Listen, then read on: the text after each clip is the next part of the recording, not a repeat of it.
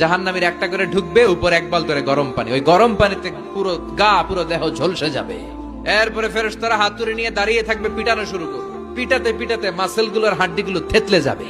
জাহান্নামের আগুনে জ্বলতে জ্বলতে যখন চামড়া গুলো গোশতে গুলো ঝলসে যাবে, রব্বুল আলামিন নতুন করে চামড়ার গোশত গায়ের মধ্যে ফিট করে দিবে।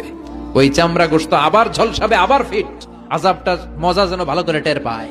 একের পর এক শাস্তি শুরু এবার জাহান্নামে।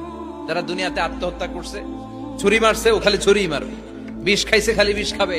যে মেয়েগুলো ওড়নায় গলা পেঁচিয়ে আত্মহত্যা, তারা জাহান্নামের রশিতে আর ওড়নায় খালি আত্মহত্যা করতেই থাকবে।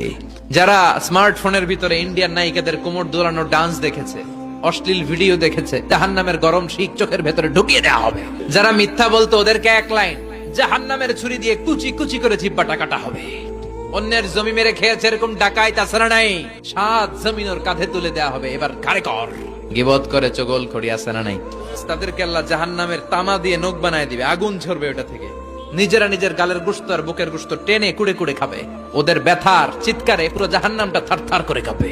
যারা যাকাত দেয় নাই, জাহান্নামের টেকো সাপ, যেই সাপ কামড় দেওয়ার সাথে সাথে দেহটা নীলাভ 70 গজ জামিনে ঢুকে যাবে।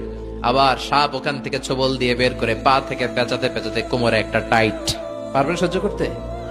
আল্লাহ জাহান্নাম থেকে তুমি আমাদের বাঁচাও।